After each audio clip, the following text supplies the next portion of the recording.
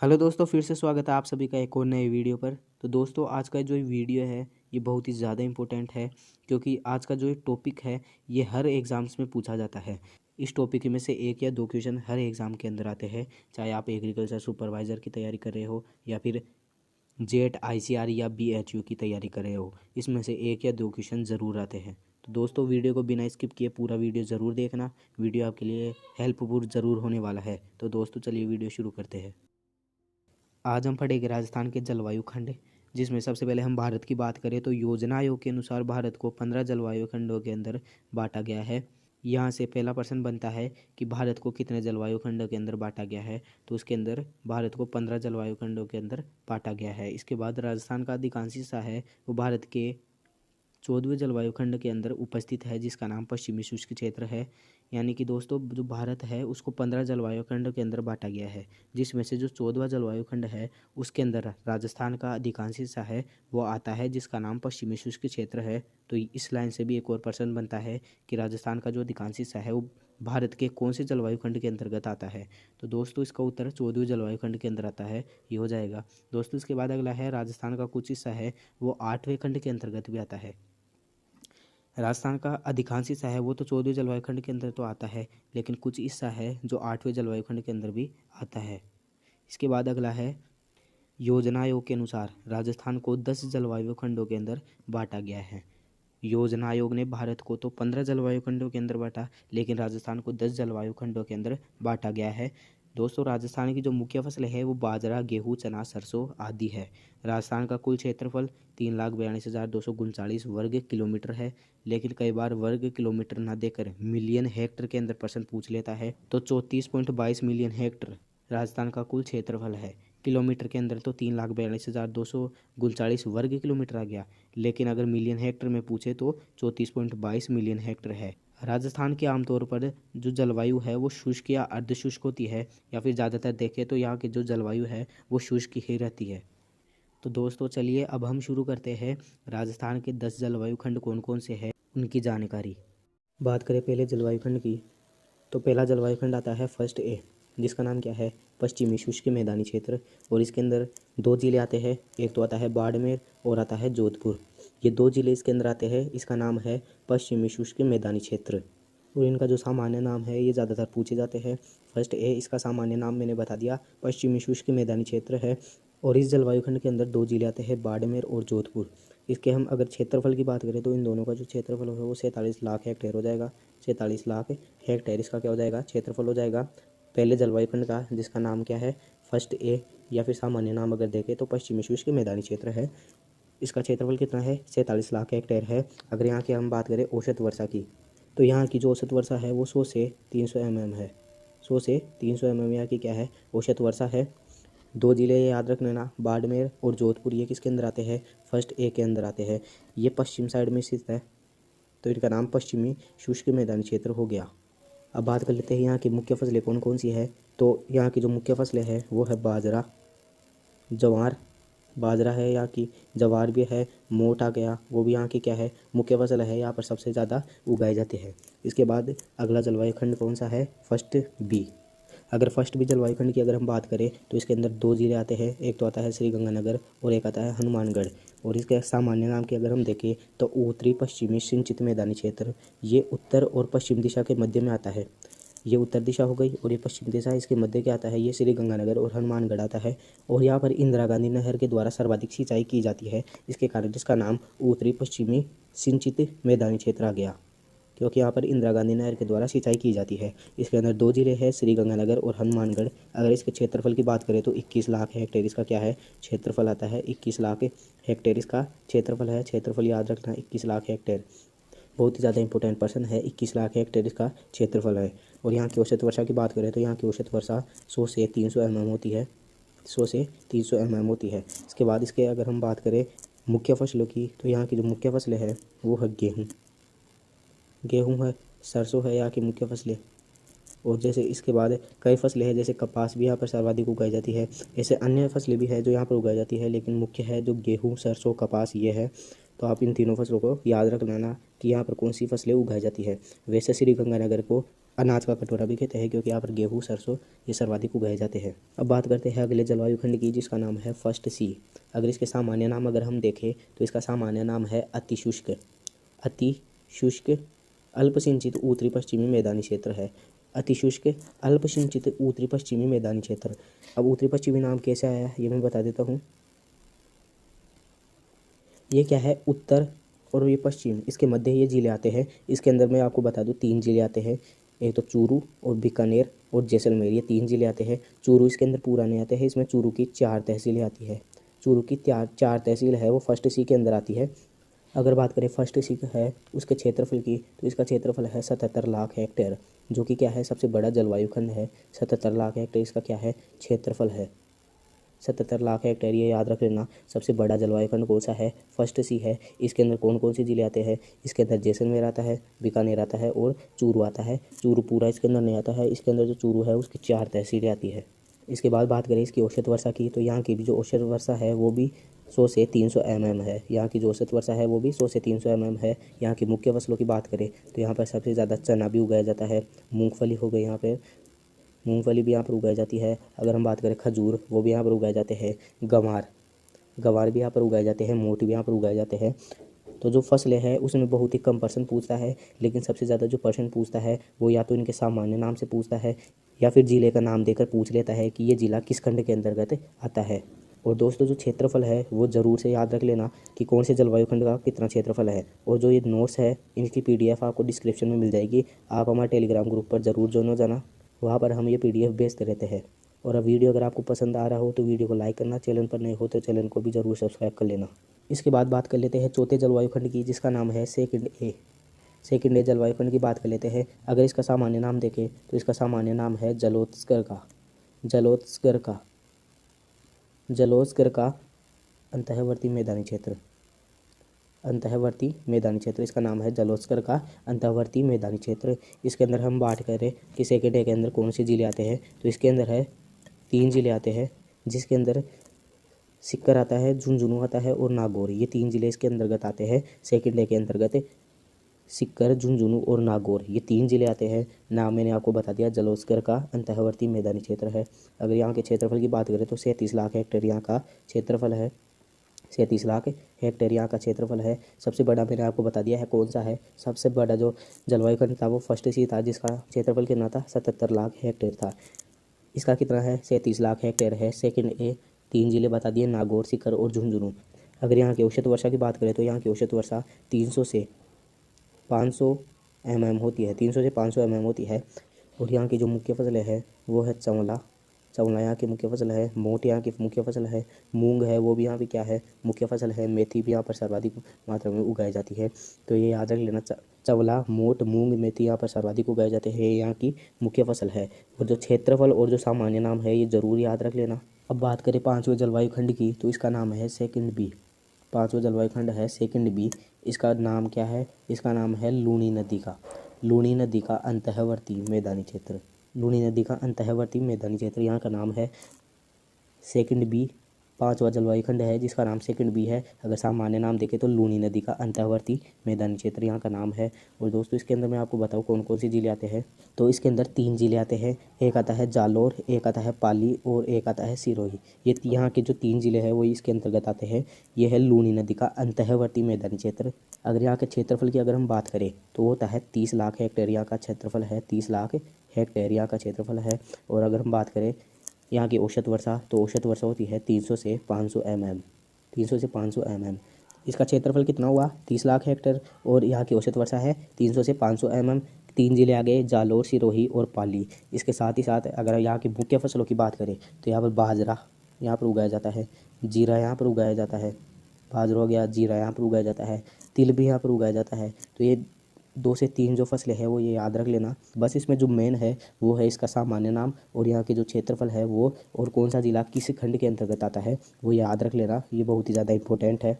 हर exam से में इस टॉपिक में से 1 या 2 क्वेश्चन ज़रूर आता है। इसकी बात करें अगले जलवायु खंड की, 6ठे जलवायु खंड की, जिसका नाम है थर्ड ए जलवायु खंड की अगर हम बात करें तो इसका नाम है अर्धशुष्क, यानी कि आधा सूखा हुआ, अर्धशुष्क पूर्वी अर्धशुष्क पूर्वी मैदानी क्षेत्र आता है। क्या आता है? अर्धशुष्क पूर्वी मैदानी क्षेत्र। आधा सूखा हुआ पूर्वी मैदानी क्षेत्रफल आता है। इसके अंदर दोस्तों थर्ड ए के अंदर 4 जिले आते हैं। एक आता है जयपुर, एक आता है अजमेर और एक आता है टोंक। जयपुर अजमेर टोंक और आता है दौसा। ये 4 जिले इसके अंतर्गत आते हैं, अजमेर, जयपुर, टोंक और दौसा। अब इसका नाम अर्धशुष्क पूर्वी मैदान इसलिए रखा गया है क्योंकि ये क्या है? पूर्व में स्थित है। ये वाली दिशा पश्चिम हो गई, ये वाली कौन सी हो गई? पूर्व दिशा हो गई। और अगर हम राजस्थान को ऐसे 2 भागों में बांटे तो इधर वाला हिस्सा हो गया पूर्व और इधर वाला हो गया पश्चिम। तो ये जो जयपुर, अजमेर, टोंक और दौसा है ये उत्तर दिशा की ओर आते हैं। अब बात करें हम इन 4 जिलों के या फिर इस खंड के क्षेत्रफल की, तो इस खंड का जो क्षेत्रफल है वो है 30 लाख हेक्टेयर। 30 लाख हेक्टेयर जो है वो इस खंड का क्या है?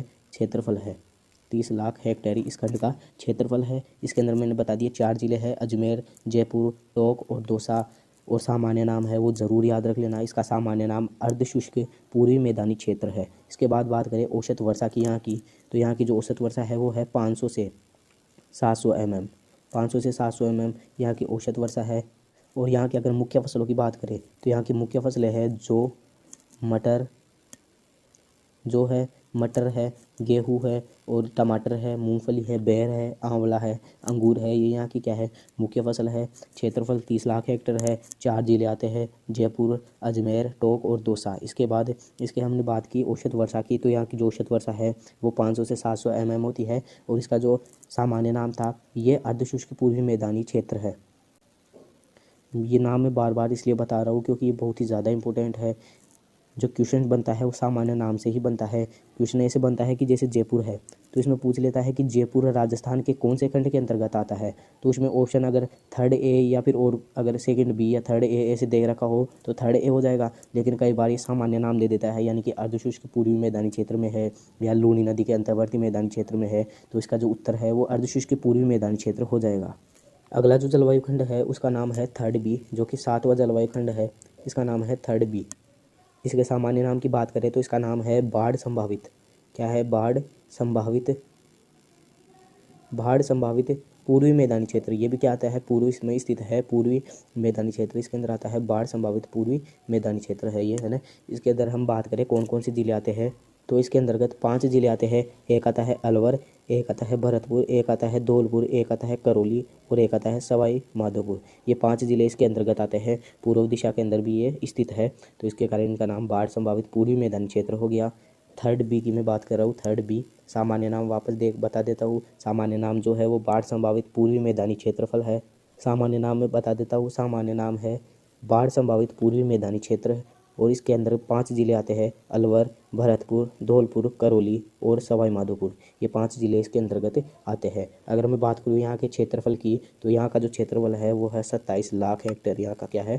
क्षेत्रफल है 27 लाख हेक्टेयर। और यहाँ की जो औसत वर्षा है वो है 500 से 700 mm। यहाँ की औसत वर्षा कितनी है? 500 से 700 mm यहाँ की क्या है? औसत वर्षा है। और अगर मैं बात करूँ यहाँ की फसलें कौन कौन सी है, यानी कि यहाँ की प्रमुख फसलें कौन कौन सी है, तो जो यहाँ की प्रमुख फसलें हैं वो है सरसों। यहाँ पर सर्वाधिक सरसों भी उगाया जाता है। गेहूँ भी यहाँ पर उगाया जाता है। उड़द भी यहाँ पर उगाई जाती है। अमरूद भी यहाँ पर उगाया जाता है। और दोस्तों पपीता है वो भी यहाँ पर उगाया जाता है। तो ये 5 जिले ये मैंने आपको बता दिया है। थर्ड बी की मैंने बात कर ली जो कि 7वां जलवायु खंड था। एक बार वापस बता देता हूँ। थर्ड बी जिसका नाम है बाढ़ संभावित पूर्वी मैदानी क्षेत्र। इसके अंतर्गत 5 जिले मैंने आपको बताए, अलवर है, भरतपुर है, धौलपुर है, करौली है और सवाई माधोपुर। ये 5 जिले इसके अंतर्गत आते हैं। क्षेत्रफल की बात करें तो 27 लाख हेक्टेयर इसका क्या है? क्षेत्रफल है। 27 लाख हेक्टेयर इसका क्या है? क्षेत्रफल है। और औसत वर्षा की बात करें तो 500 से 700 mm यहाँ की क्या है? औसत वर्षा है। इसके बाद प्रमुख फसलें की बात की तो उसमें सरसों है। सरसों यहाँ की प्रमुख फसल है। गेहूँ यहाँ की प्रमुख फसल है। उड़द यहाँ की प्रमुख फसल है। अमरूद भी यहाँ की क्या है? प्रमुख फसल है। साथ ही साथ पपीता भी यहाँ की प्रमुख फसल है। इसके बाद अगले जलवायु खंड की ओर चलते हैं जिसका नाम है फोर्थ ए, जो कि 8वां जलवायु खंड है। अब 8वें जलवायु खंड की अगर हम बात करें तो इसका नाम है फोर्थ ए। इसका अगर हम सामान्य नाम की देखें तो इसका सामान्य नाम है अर्ध आर्द्र दक्षिणी पश्चिमी मैदानी क्षेत्र। क्या है? अर्ध आर्द्र दक्षिणी पश्चिमी मैदानी क्षेत्र। दोस्तों अगर आपको जो नाम है वो समझने में कोई समस्या हो रही है तो आप हमारी ये PDF डाउनलोड कर सकते हैं। आप हमारे टेलीग्राम ग्रुप में ज़रूर ज्वाइन हो जाए, वहाँ पर मैं ये PDF डाल दूंगा और वहाँ से आप डाउनलोड ज़रूर कर लें। टेलीग्राम की लिंक आपको डिस्क्रिप्शन में मिल जाएगी। वीडियो पसंद आ रहा हो तो वीडियो को भी लाइक कर देना और चैनल पर नए हो तो चैनल को भी सब्सक्राइब ज़रूर कर लेना। तो हम बात कर रहे थे 4th ए की। इसका नाम क्या था? अर्ध आर्द्र दक्षिणी मैदानी क्षेत्र। अर्ध आर्द्र दक्षिणी मैदानी क्षेत्र यानी कि दक्षिण में स्थित है, दक्षिण इस साइड है। तो अर्ध आर्द्र दक्षिणी मैदानी क्षेत्र में कौन कौन से जिले आते हैं? 4th ए के अंदर 4 जिले आते हैं, जिसके अंदर है उदयपुर है, राजसमंद है। उदयपुर आ गया, राजसमंद आ गया, भीलवाड़ा आ गया, चित्तौड़गढ़। ये 4 जिले इसके अंतर्गत आते हैं। उदयपुर, राजसमंद, भीलवाड़ा और चित्तौड़गढ़, इसके अंतर्गत ये 4 जिले आ गए। और यहाँ के क्षेत्रफल की अगर बात करें तो जो यहाँ का क्षेत्रफल है वो है 33 लाख हेक्टेयर। 33 लाख हेक्टेयर यहाँ का क्या है? क्षेत्रफल है। और यहाँ की अगर हम औसत वर्षा की बात करें तो यहाँ पर 600 से 900 mm यहाँ की क्या है? औसत वर्षा होती है। 600 से 900 mm यहाँ की औसत वर्षा है। साथ ही साथ यहाँ की प्रमुख फसलों की अगर बात करें तो मक्का यहाँ की प्रमुख फसल है एक। सीताफल भी यहाँ की क्या है? एक प्रमुख फसल है, सीताफल यहाँ की प्रमुख फसल है, याद रख लेना। 4th मैंने आपको बताया जिसका नाम अर्ध आर्द्र दक्षिणी पश्चिमी मैदानी क्षेत्रफल था। इसके अंदर मैंने आपको 4 जिले बताए, उदयपुर, राजसमंद, भीलवाड़ा और चित्तौड़गढ़। ये 4 जिले इसके अंतर्गत आते हैं। इसके बाद हमने बात की इसके क्षेत्रफल की तो 33 लाख हेक्टेयर इसका क्या है? क्षेत्रफल है। 33 लाख हेक्टेयर इसका क्या है? क्षेत्रफल। और औसत वर्षा मैंने बता दी 600 से 900 mm यहाँ की क्या है? औसत वर्षा है। प्रमुख फसलें मक्का, सीताफल और आम यहाँ की क्या है? प्रमुख फसलें हैं। अब बात करते हैं अगले और 9वें जलवायु खंड की, जिसका नाम है 4th बी। इसका नाम है 4th बी। अगर हम देखें इसका सामान्य नाम तो इसका सामान्य नाम है आर्द्र दक्षिणी मैदानी क्षेत्र। अब ये भी दक्षिण में ही है लेकिन आर्द्र दक्षिणी मैदानी क्षेत्र इसका नाम है। दक्षिण के अंदर इसके अंदर 3 जिले आते हैं। एक आता है डूंगरपुर, एक आता है बांसवाड़ा और एक आता है प्रतापगढ़। ये 3 जिले इसके अंतर्गत आते हैं। बात करें इसके क्षेत्रफल की तो इसका जो क्षेत्रफल है वो है 17 लाख हेक्टेयर इसका क्या है? क्षेत्रफल है। और यहाँ की औसत वर्षा है वो 600 से 900 mm है यहाँ की औसत वर्षा।